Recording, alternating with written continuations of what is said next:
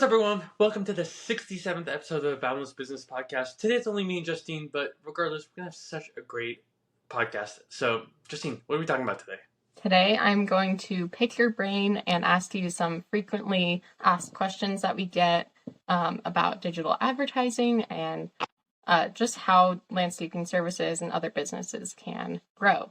So, first question, what are the different types of digital advertising? Yeah, there are so many different routes to actually go about advertising, especially your like local service-based businesses, your landscape businesses. But the vast majority of them fall into the like active and passive digital roles. So passive is your website, unless you're running traffic to it. So it's ranking on Google, like putting out content on social media. It is putting reviews on websites like Yelp or Google My Business. So there are different routes to actually generate business from passive digital marketing. Then there's active. Active is actually, like the word implies, actively going out there and marketing your company, right? So maybe that's running advertisement for yourself, working with a partner like us where we actually generate leads for you, maybe third-party providers, whatever that is. You're actively going out and pushing yourself in front of people's eyes. So passive marketing is people who already know you, know the brand, maybe follow you online. And then active is people who don't really know you yet, but you're trying to convert them into newer like clients and brand advocates. Awesome. And what are some of the best platforms to kind of do that more active advertising on? It really just depends on where you are located. Now, if you're actively wanting to like market your company, you have to look at where are the people that you want to sell to. So let's say that you want to sell to homeowners, for instance, right? You might want to start looking at demographics that and platforms that have demographics that are a little older. So think maybe Facebook, think maybe YouTube.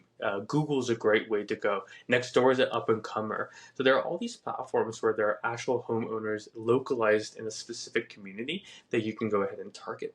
Now there's some up and comers like TikTok. We've seen great results on TikTok, but it does take a little bit of working to actually get results there. So you really want to focus on like where are your ideal customers, right? First, who are they? Where are they located? And what can you say to really get them interested and emotionally bought in? And I know this will change for everyone's different areas because each target audience is different. But what are some like high level tips you can give us about how to target your digital ads to your target audiences? Yeah, absolutely. So when you're going ahead and targeting individuals, you want to focus on the number one is the platform, right? Because you can have the best ads in the world, but if you aren't actively like, or if the people that you're going in there and marketing to aren't actively on the platforms, then it doesn't make sense. So a great example is here locally. I live in an apartment complex, and we get mailers all the time for people advertising their heating and cooling company or their roof like repair company. Now, they are targeting the area that they want, but I'm a renter. I don't own the apartment complex. So me getting the mail is just a waste of their money by advertising, in this case, more direct mail to me. Now, the same can be done for online, right? So let's say that you are doing, I don't know, let's say that you're doing turf installation. TikTok might be good, but Snapchat might not be because it tends to skew younger. So you want to make sure that you're actually like on the platforms that those people are, and that you're creating content that's native to the platform.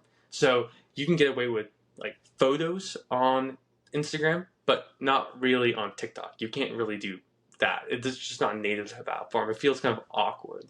So you want to make sure that your creative is also aligned on the platform, and the messages that you have actually make sense to that person, right? So you're working with homeowners, you shouldn't call out renters. You shouldn't call out people that you don't want to work with.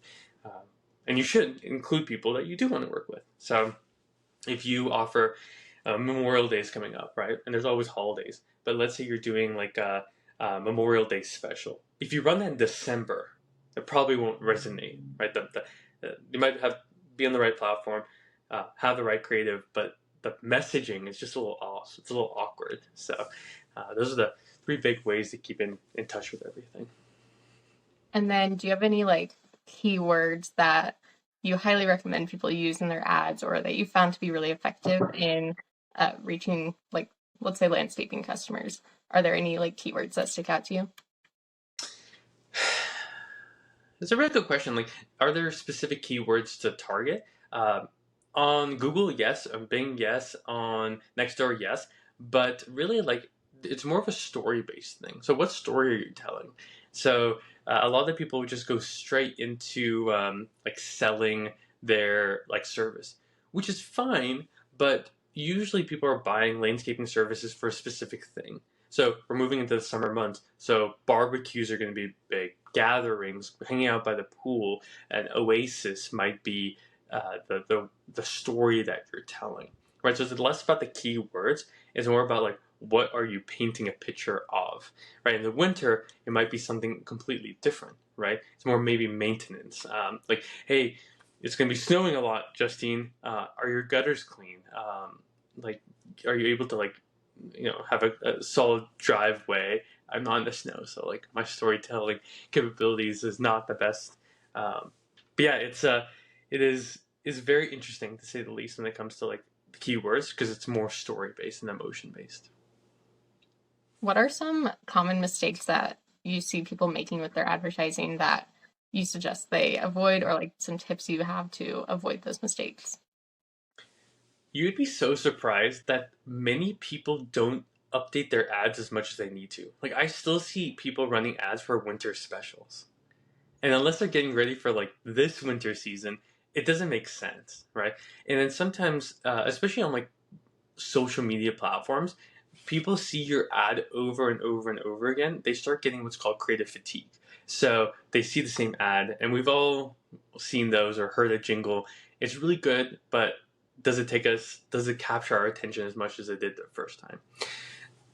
Most people need to update more of their creative, right? The pictures and stories that they tell, and actually pay attention to what people are saying. So if you're getting a lot of questions in your ads about how this relates if you're pet owners, you might want to separate a campaign targeting pet owners specifically, answering those questions. Because again, if your audience is giving you feedback, you would be kind of silly not to use that in what you're doing. A great example is like here in Arizona, a lot of people worry about having turf installed because the grass gets hot. Now, a lot of people have infills and stuff that they use that actually are able to cool it down a little bit more, and they have best practices and tips and tricks. Like that's what you can tell a story of. Because again, that's if someone wants turf, they're going to ask this question. What's it going to do in 120-degree weather? So you want to be able to address that. How frequently should you be like checking in with these ads and updating the ads? So you want to be able to check, and like every industry is different, right? So let's say you sell something like pools, like pool services. You can probably get away with checking it every like 7 days. Now we check our ads every day to see how they're tracking, and we're able to change it every 2 to 3 days based on what it's doing. So let's say an ad is doing really well, we'll still check it every day and see if it keeps going up or if it's getting creative fatigue. And then if we see 2 days in a row of creative fatigue, we'll change it up. Now, some people take months to change because they just have a winning ad. It really just depends on the market, but you just really want to pay attention.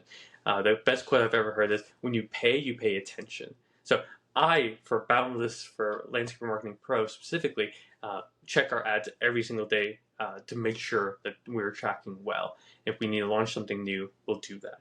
So it really just depends on the person and their how stretched thin they are. But I recommend checking it at least every 2 days. And what are you looking for when you're checking that effectiveness, and how can people measure the effectiveness of their digital ads? Yeah, it's pretty simple actually. There's a couple of things. So first is CPM, cost per impression. So this is what you're paying the platforms to put it in front of a certain amount of people, which tends to be 1,000. Then I'm looking at what's the click through rate. So out of the 1,000 people who saw my ad, how many of them actually click through to the next part, which is usually like to your website or to a forum or something. Then I'm looking at how many of those people actually converted and filled out the form or gave their contact information or got that free gift or something. And those are the big things that I go, because as long as you can keep those consistent, you'll know how much it actually costs you all the way through to get a lead. Awesome. Last question I have here. Um, let's talk budget. Like, what should people be budgeting for digital advertising? What's a good starting point for people that have no digital advertising right now?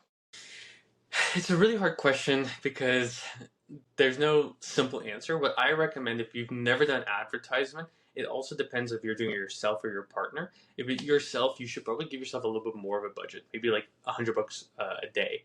And that might seem like a lot, but especially if you're new, you don't know what's going to work. Now, if you work with a partner like us, we know our numbers. We know that $30 a day, $50 a day is going to get a certain amount of results for territory. So we know with a high degree of confidence based on the hundreds of campaigns that we've launched what's going to work and what's not. So it really just depends, right? As long as you know what your cost per lead is, you should give that much budget to that daily spend. So it costs you $25 to get a lead, spend $25 a day. Anything under that is just a waste of your time. Gotcha. Makes sense. Any other questions that you wanted me to ask or we didn't cover here today that you want to talk about? No, I don't think there's anything major. The biggest thing is like if you're going to be growing your business, you have to be able to completely see it through, which means you have to come up with a strategy. Then you have to put in the work to actually execute the strategy. Then you have to follow the steps and do the strategy. And then most importantly, you have to iterate on top of that strategy. So let's say that you're going to use digital marketing to grow your landscaping business, right? Great, you have established that. Understand the next steps. What do you need to learn, or who do you need to hire to get there? Then how do you measure them? And then how do you keep improving your results time and time again? So as long as you follow that, again, when you pay attention. So as long as you're dedicated to growing and willing to put in the work or have a partner help you with it, you should be able to hit your goals fairly soon. Sweet. Well, I think that covers everything then. Yeah, no, it's a really quick episode, but again, sometimes those are very powerful. So thank you guys so much for listening. If you have any questions, let us know at nico@bouncemedia.com, and we'll see you guys next week. Peace.